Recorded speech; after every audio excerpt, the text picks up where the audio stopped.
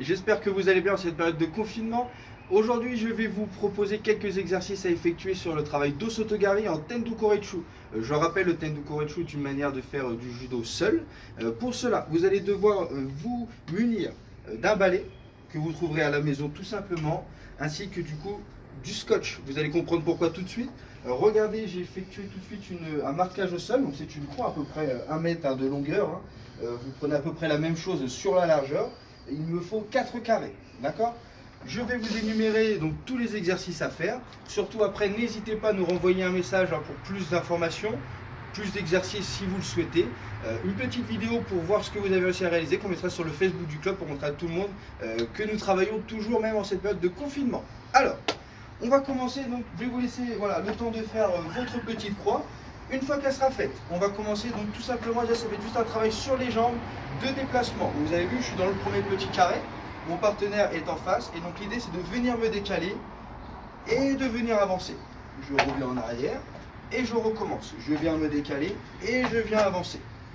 Tout simplement, l'action qui est ici, c'est que celle-ci, je viens décaler de mon partenaire et là je viens surpasser mon partenaire.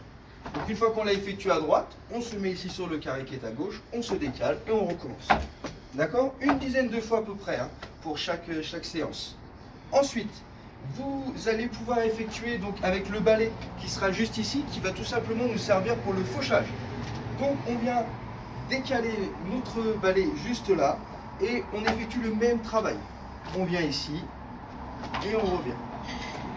On se décale, on avance et là on fauche. On se replace et je viens faucher. La vitesse n'est pas forcément omniprésente, pas besoin. Ce qui va m'importer, ça va être de la précision. Donc quand je parle de précision, ça va être sur les mouvements. Je viens me décaler et je viens avancer. J'ai la jambe qui est bien tendue, les 2 pieds qui sont bien en l'air. Et là, je viens ici faucher. Je la repose. Une fois qu'on l'a effectué à droite, et ben, on le fait à gauche. Comme ceci. Et là, je viens. Et là, je repose. Je me redécale. Je surpasse mon partenaire. Et là, je viens faucher.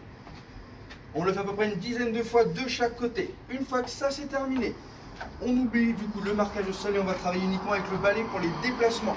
Donc on prend notre partenaire, d'accord? Donc la main droite qui est juste ici pour moi va signifier le revers et la main gauche qui est plus en bas va signifier la manche. On vient ici se mettre, on vient faire des déplacements latéraux. Je viens et là on retrouve le même exercice. Je me décale, je surpasse et je fauche. D'accord? Donc on peut le faire en latéral, on peut le faire également en cercle. Et là, je me décale et je fauche. On peut le refaire une dernière fois. Ici, je me décale comme ça, côté manche. Je me décale et je viens faucher. Donc voilà, ce sera tout pour moi aujourd'hui. Je vous laisse donc du coup cette petite vidéo. Surtout, je le rappelle, n'hésitez pas un petit commentaire ou bien une vidéo pour partager tous vos efforts. Et je vous souhaite un très bon courage pour cette période de confinement. Au revoir tout le monde.